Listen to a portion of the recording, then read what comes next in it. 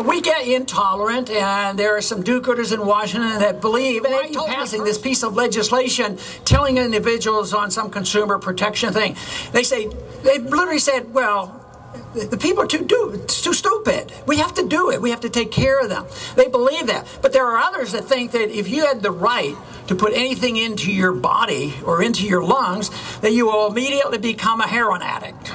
And, it is no trust and confidence. I think the best way to think about this is there's still a relative understanding of the First Amendment, even though that is being eroded lately. But there's a relative understanding that the First Amendment allows people to say unpopular things. They can preach unpopular doctrines. They can talk about socialism and everything else in a free society.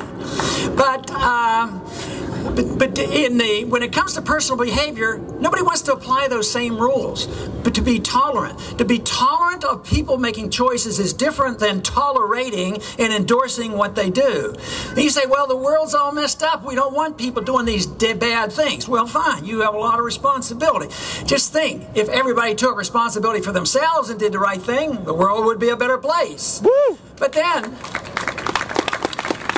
you might have responsibility of parents and family and friends and neighbors and churches to improve society. But once you turn it over to the government, believe me, it is bad news for us. It's an undermining of liberty. Every time they want to make it a fairer economic society, they have to do it with the use of violence. Some people who are strongly anti-war love the welfare state, and they don't see that they're using the same violence. The violence of the war is the violence of the welfare state, because they're taking by force from people, from things that are rightfully somebody else's, and giving it to somebody else. Now, the one argument that some make on this is a legitimate argument, because free markets and capitalism today is not well understood. We don't have free market capitalists. That's right, Ron! We have too many corporations and banks who benefit through the military-industrial complex and the bailouts and the monetary system, so we don't want to be trapped into defending them. What we want to defend is freedom of choice, and we don't have to be against wealth. Wealth creation in a free society is done by allowing the consumer to vote. The vote in a free society is done every time a consumer buys something. If you don't like the product, you just boycott it and you don't buy it.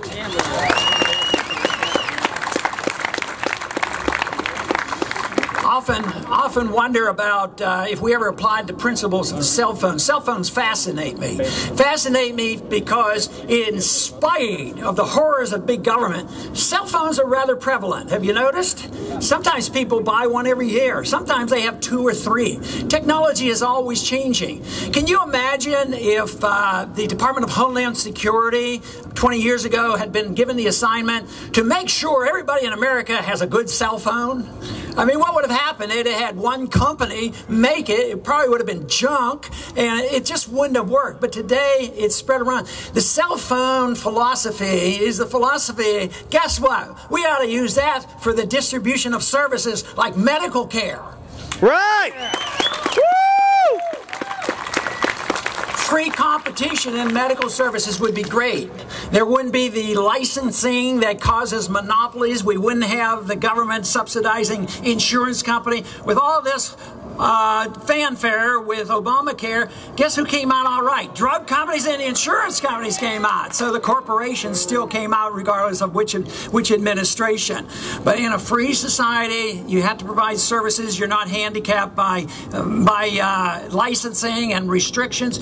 Today, everything is licensed and restricted and planned by the federal government. But guess where where you might do something on your own to take care of yourself, and you're not allowed. You're prohibited. Frequently, in holistic and voluntary natural health cures, the government always wants to put roadblocks in your way. They want to regulate the vitamins companies, the nutrition companies. Not only do they want to do it at the national level, they want to do it at the international level.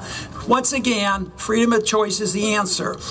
You know, if we can understand that freedom of choice intellectually, what you can read, if we recognize it in our church and our faith and our beliefs, and that's supposed to be related to our eternity and our faith and our beliefs, if we can allow people to make those decisions, why in the world can't we say people can make up their own mind about what they want to do with their own body, whether it's medical or whatever?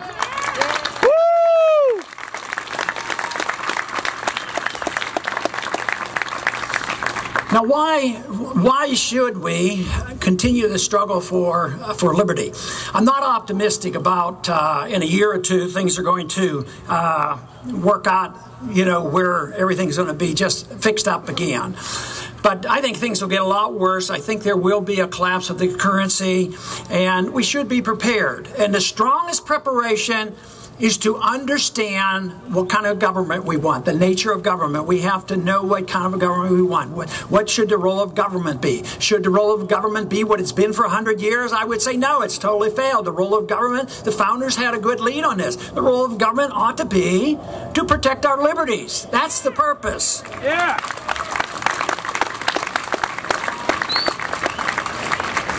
But in order to do that, and the time will come and we'll have more opportunity, we have to shrug off the shackles of big government. We have to just get rid of them, whether at the TSA or the IRS or the Federal Reserve. We don't need it, and they're damaging to us, and opportunities will come. The Soviet system collapsed without a war. Magnificent. I was in the military in the 60s at the height of the Cold War, and believe me, it was during the Cuban crisis I was called in. And those were rather different times, and they were dangerous. But guess what? We didn't have to fight them. They collapsed because of a ridiculous economic system. And ours is not a heck of a lot better right now. We're less authoritarian, but we're becoming more authoritarian. We're ignoring the rule of law, but economically, it's foolhardy. And if we ever accept this idea that war can stop, you know, the economy, or stop the recession and help us along, we're in big trouble. One principle, though, if you want to see a difference in foreign policy, the attitude that it is now permissible to have preventive war. Preventive war is aggression. America is not about aggression.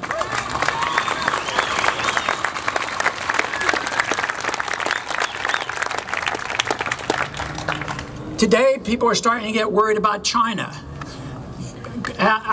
Bernanke today and yesterday have been complaining they want to blame China for everything because China's currency is too weak, you know, and they want to make it stronger. So they want to blame China, and they won't look upon ourselves. But guess what? China happens to be a country where they work, they produce products, they save their money, they invest their money, they buy up oil wells and mineral rights around the world, they loan us money. It sounds like they've caught the capitalist bug, and we have this dependency on them. So I don't think this is going to work. And in due time, this will have to change. I think it will come about. I think we'll have the crisis. It doesn't have to be violent. We preach change, but not with violence. I think civil disobedience is great to practice. But ultimately, it's only the attitudes that count. Study and understand Austrian economics, what civil liberty is all about. But most of all, we have to convince the masses of people, they have to be convinced that their best interests are served by believing in freedom. Up until now, people believe that my best interest is served by the dependency on government. They will always be able to rob somebody and give me some money. So they capitulate and they say, if we get some food stamps, we'll endorse this system of government granting favors. But guess what? The food stamps dribble out to the poor, and the big food stamps go to Wall Street and the bankers and the tune of trillions of dollars in secrecy.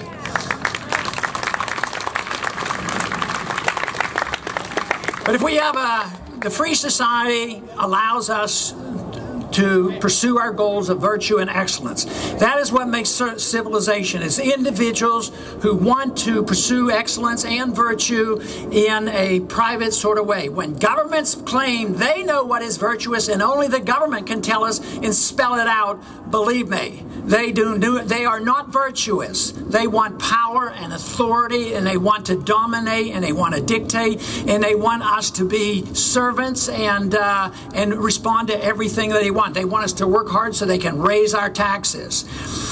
The spirit is alive and well. It's better now than it has been a long time. 3 years ago, I could not get very many people to think about the Federal Reserve. Today, every once in a while, people will get together and they'll start saying, "End the Fed," you know. So, in addition to ending the Fed and the IRS and all the rest, restore our liberties. If we restore our liberties, all will be well. That should be our goal. We have an opportunity. Let's pursue it. Thank you very much.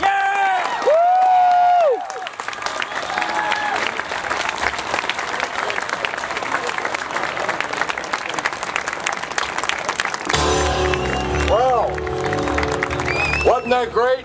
Yeah. Every time we hear Ron Paul, we learn something else. It's wonderful on the ASU campus of education that we have the opportunity to listen to such a renowned and leader of the freedom movement and liberty. Now, Ron Paul is going to be here. He's doing a little interview in the back. But if you want to shake his hand, get a book, get his sign, we line up over here in front of those tents.